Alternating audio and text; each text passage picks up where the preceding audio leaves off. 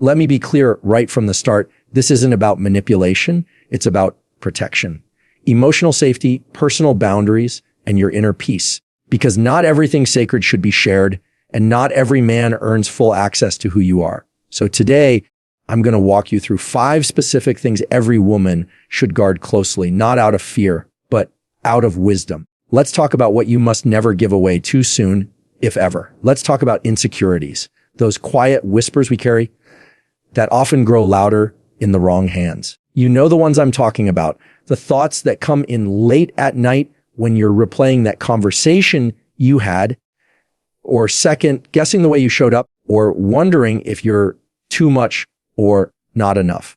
Those moments of internal doubt are real, and they don't make you weak, they make you human. But here's the thing, those deeply personal fears, the ones rooted in your history, your wounds, and your lived experiences, are not for public consumption. And they are as definitely not for early sharing with a man you just started seeing, no matter how charming, attentive, or seemingly understanding he appears. Because here's what I want you to remember. Access to your inner world is a privilege, not a right. Too often, we mistake emotional vulnerability for emotional intimacy. And while vulnerability has its place, it needs a secure foundation to stand on. A man who hasn't proven emotional maturity, who hasn't shown consistency, accountability, or care, should not be handed the most sensitive parts of you. Because when you give someone the map to your insecurities too soon, you also give them the tools to manipulate your fears, whether they intend to or not. You don't need to explain your anxiety about abandonment just to justify why you're asking for reassurance. You don't have to tell someone your father left when you were a child just to make them understand why you value loyalty. That information is sacred, and sacred things are guarded. We live in a world that often pressures women to be emotionally available right away, to open up fast, to overshare in the name of being real. But being real doesn't mean being unfiltered with people who haven't earned your truth. Being real means being discerning. It means you know what you carry is valuable, and you choose carefully who gets to see what's inside. It's easy to think that opening up about your deepest insecurities will draw someone closer. That if you share your most fragile parts, they'll love you more for being authentic. But love doesn't come from overexposure. It comes from connection, and connection requires mutual safety. If you're the only one bringing emotional depth to the table, that's not connection, that's an imbalance. So when a man asks, "What are you afraid of?" Pause. Ask yourself, has he created an emotionally safe space, or is he just being curious? There's a difference between interest and care. One wants to know you, the other wants to hold you. Don't confuse the two, and don't underestimate how subtle emotional harm can be. Some men don't lash out in obvious ways. Some will use your insecurities as quiet leverage, throwing them back at you during conflict or withdrawing affection to punish your vulnerability. And when that happens, it chips away at your self-worth, not because you were wrong to feel, but because you gave too much to someone who gave too little. So you have to protect yourself. That doesn't mean being cold. It doesn't mean playing games. It just means pacing your openness. Let time be your filter. Let his actions over time reveal whether he's worthy of your truth. A secure man won't demand to know everything at once. He'll wait, he'll listen, and he'll honor what you choose to share when you're ready to share it. This is about self-respect. It's about maintaining your center, because you should never feel like your most fragile truths are a risk in someone else's hands. You shouldn't have to worry whether what you said in a vulnerable moment will come back to hurt you in an argument, or be used to silence you, shame you, or shape you into something smaller. Your insecurities are not baggage, they're part of your story, but that story deserves a reader who handles every page with care. And until you know he will, it's not only okay to hold some chapters back, it's necessary. Guard your soul like it's worth something. Because it is. Let's take a moment to talk about emotional history, not the surface level stuff, but the real heavy, often unspoken experiences that shaped who you are, past relationships, heartbreaks, betrayals, the wounds that still sting even when you pretend they don't. Those chapters of your life carry weight. And while you may think sharing them quickly shows honesty or depth, I want you to think twice before you hand someone your full emotional resume. Because just like with anything valuable, timing and trust matter. Not every man needs to know every detail of your past. Not every man deserves to hear the stories behind your silence, your strength, or your softness. When you give too much of that emotional history too early, what you're really doing is giving someone the script to your triggers, your patterns, your fears, and you don't yet know how they'll use that information. Sometimes we rush to overshare in hopes of being fully seen. Maybe you've been told that if you're not open, you're hiding something. That if you're guarded, you're not being real. But being real doesn't mean unloading your emotional archive into someone's lap just because they asked a few kind questions. Being real means knowing what to share, when to share it, and who's shown the maturity to receive it. There's a difference between connection and confession. Connection is mutual. It builds slowly, layer by layer, both people revealing, respecting, and responding. Confession is often one-sided. It comes from a place of needing to be validated, needing to be chosen, needing someone to know your pain so they'll stay. But here's the truth. If someone needs your emotional history to decide whether you're worth loving, they're not ready to love you the right way. Think about this. You've lived through things that were hard, relationships that left marks, situations that taught you what to never tolerate again. That's not baggage. That's wisdom. And wisdom says you don't owe everyone access to everything just because they're curious. You don't have to explain why you flinch when someone raises their voice. You don't have to walk a man through every reason you stayed too long in your last relationship or every red flag you ignored because you didn't want to be alone. That's sacred space. And sacred space is earned. Sometimes what seems like interest is actually surveillance. Some men will ask about your past not to understand you, but to measure how much you'll tolerate. They're not listening with compassion. They're listening with strategy. And if you give them the blueprint to what broke you, they'll know exactly how to bend you without breaking the deal. It happens subtly. And by the time you realize it, you're already shrinking to avoid repeating history. But you don't have to play that game. You can share what's relevant when it's relevant. You can be emotionally honest without being emotionally exposed. You can say, there are parts of my story I'm not ready to share yet. And anyone worth your time will respect that boundary. In fact, the right man will admire it because he'll know it means you have self-respect.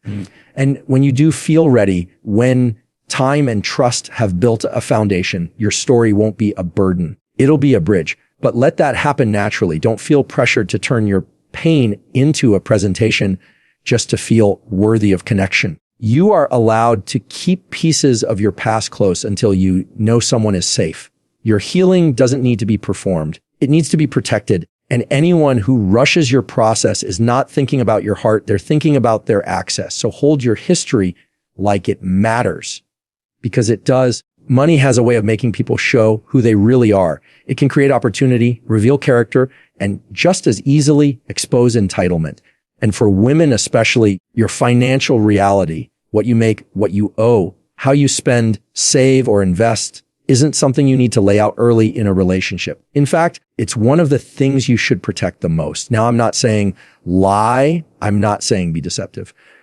What I'm saying is this: you don't owe anyone a full financial breakdown just because you're dating. Sharing your income, your credit score, your debt, your investments, your family's money situation, none of that belongs in the first few chapters of getting to know someone.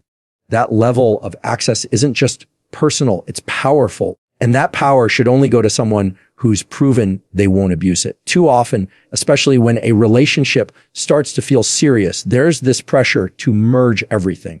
Emotions, routines, finances, quickly. But the truth is, your financial reality is more than just numbers. It represents your independence, your choices, the life you've built. And no matter how generous you are or how trusting you feel, you have to pause and ask, has this person shown me they respect what I've worked for? Not just admire it, not just benefit from it, respect it. Because it's easy for someone to say they love that you're successful. It's easy to compliment your drive, your ambition, your lifestyle. But admiration can turn to resentment in a heartbeat when power dynamics shift, and you won't always see it coming. Sometimes it shows up in subtle comments. You don't need to work so hard. Or Why do you care so much about saving? Or maybe it's jokes about how you always have money or expectations that you'll cover things without question. Before you know it, your financial stability becomes someone else's crutch, or worse, their leverage. You are not a safety net. You are not an ATM for someone's convenience. And you are not obligated to explain how much you earn, what you've saved, or what you plan to do with your money until a relationship has been built on something deeper than comfort or chemistry. And let's talk about debt, because that's part of this conversation too. Some people will try to use your vulnerability about debt, student loans, credit cards, family obligations as a way to question your judgment or diminish your confidence. But your past financial choices don't define your worth. They are private and they're yours to manage, not someone else's to critique. The right man will never make your financial reality feel like something you have to justify. He won't ask for access before trust has been firmly established. And if he does, that's your cue to step back and reassess. Because when someone pushes too quickly for financial intimacy, it's not about love. It's about control, comfort, or entitlement. None of those are foundations for a healthy relationship. You can build a life with someone without handing over every detail of your financial landscape in the early stages. You can say, I'm working on my financial goals, and leave it there. You can decline to co-sign, to lend, to merge bills, to split purchases that don't make sense. And you don't have to feel guilty for setting those boundaries. Your money story is yours. It reflects your hard work, your sacrifices, and the future you're trying to create. And just like any valuable part of you, it deserves protection. Anyone who truly wants to walk beside you won't need full access to prove that. They'll show you who they are with how they treat your boundaries, not how much they can get from your openness. You don't have to explain your pockets to prove your heart. One of the most sacred things a woman carries is her vision for her life, her goals, her timeline, her dreams, where she wants to live, what kind of career she's building, whether she wants marriage, kids, travel, a certain lifestyle, or peace above all else. These plans might not be written down anywhere, but they're felt. And too often, women are taught to shape those plans around whoever walks into their life, especially if that man shows a little potential or interest. But here's what I want to say clearly. Your life plan is not a negotiation, not in the early stages of a relationship, not just because someone likes you, not because you're worried about missing your chance. Your plan is a roadmap to your future. And unless someone is showing up with a consistency, maturity, and vision to build with you, not just benefit from you, there's no need to hand them the blueprint. It's easy to feel like you're supposed to share everything up front, your 5-year plan, your ideal number of kids, how soon you want to settle down, or what your retirement goals are.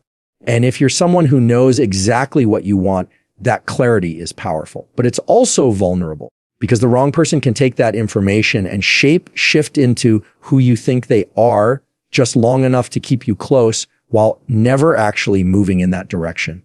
And then suddenly you're adjusting your timeline, softening your standards, shrinking your goals just to keep the relationship alive. Not because you changed, but because he never actually aligned with you in the first place and you were too far and by the time you realized it. So here's a shift in perspective. You don't need to declare all your plans right away. You need to observe. Pay attention to how he talks about the future. Does he speak in I or we? Does he listen when you speak about your goals, or does he redirect the conversation back to himself? Is he supportive when you talk about your ambitions, or does he subtly downplay them? And most importantly, does his lifestyle reflect someone who's actually moving toward anything or just drifting? Because if a man isn't building a future of his own, he has no business rearranging yours. You can absolutely have meaningful conversations about values, direction, and lifestyle compatibility. But compatibility is not the same as convenience. Don't let someone mirror your dreams just to keep a seat at your table. Let time and action show you whether your lives naturally flow in the same direction without you having to twist yourself into alignment if you want marriage and he's not sure. Believe him if you want children and he keeps dodging the conversation. Pay attention if you're focused on building a business, traveling the world, or moving to a new city, and he's only interested in what's comfortable right now. That's data. You don't have to fight for alignment. True alignment reveals itself through consistency, not convincing. It's okay to keep some of your vision private in the beginning, not out of secrecy, but out of self-protection. Because your dreams are precious, and sharing them with the wrong person too soon can cloud your judgment. You'll start imagining what A could be instead of facing what A is. You'll hear him say, "That sounds amazing," and mistake that for commitment. But words without action are just noise. You deserve a partner who doesn't just nod along, but actually shows up, who supports your vision and brings one of his own. And if that alignment isn't there, you're allowed to walk away with peace. It doesn't mean your plan was too big or too specific. It means you were wise enough not to settle for less. Your dreams are not up for compromise.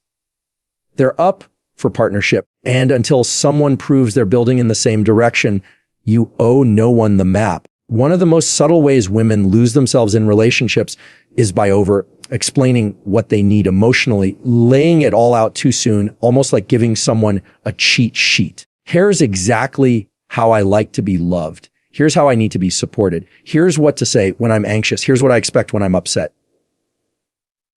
And on the surface, that can feel like healthy communication, like clarity.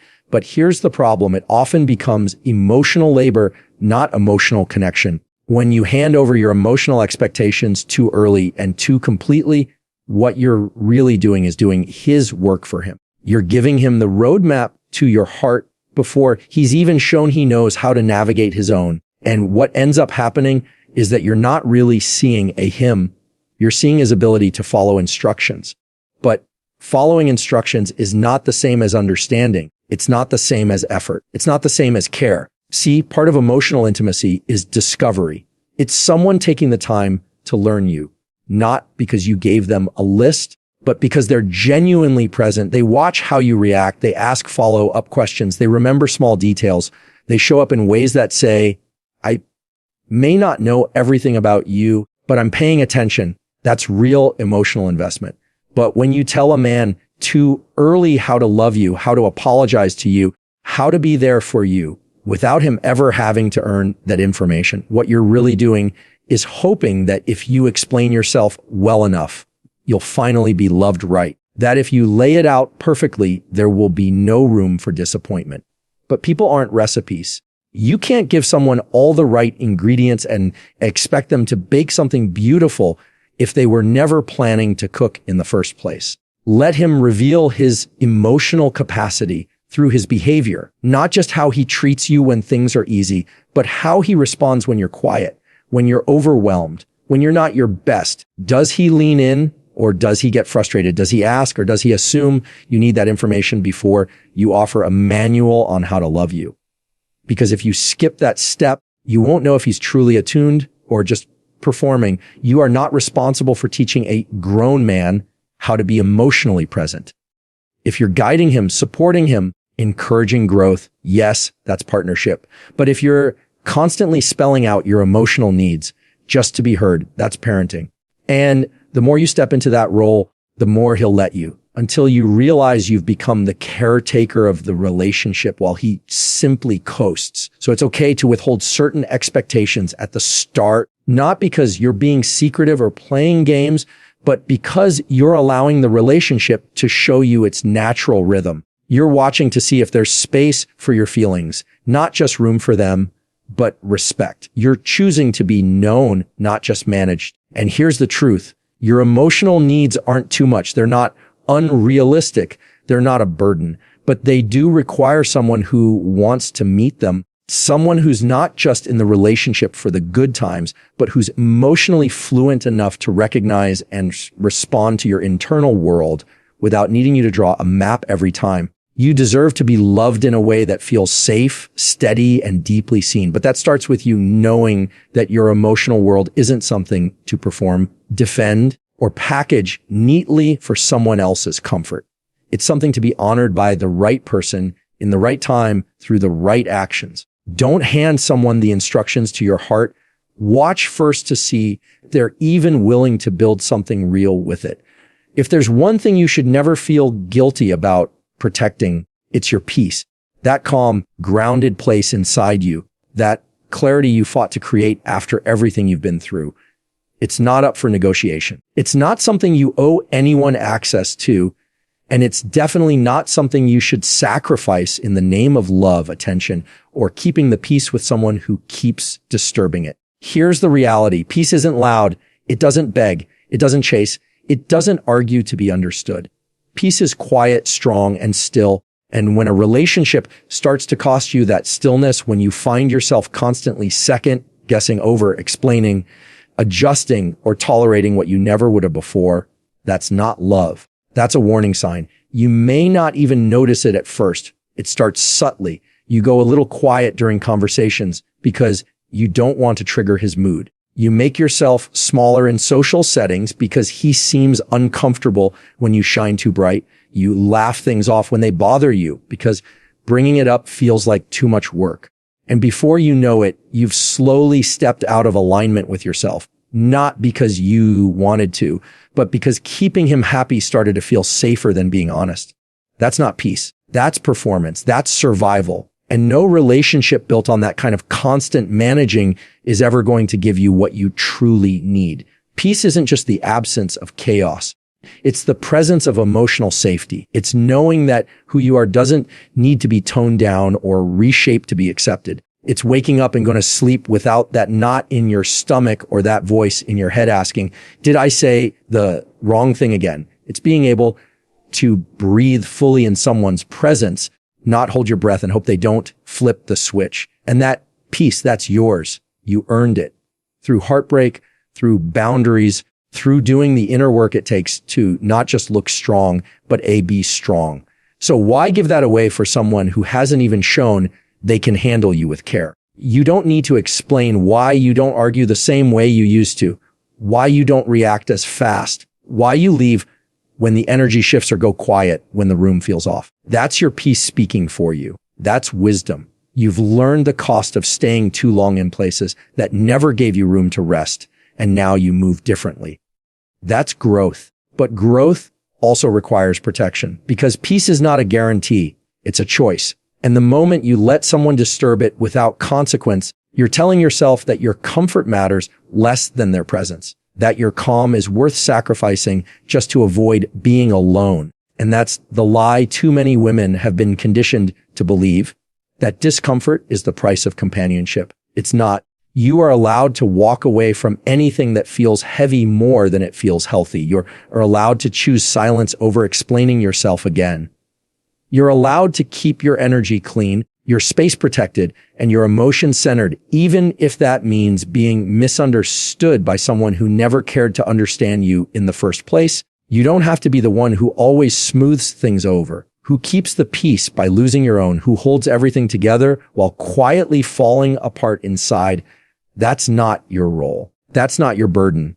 That's not love. Real peace comes when you know you could share your life with someone, but you don't need to in order to feel whole. When you stop chasing validation and start honoring your own emotional environment, when your inner world becomes a place of truth, not tension. And when you meet someone who respects that, who brings peace instead of requiring you to create it around their chaos, you'll know. Because your nervous system won't have to fight. Your voice won't have to rise. Your boundaries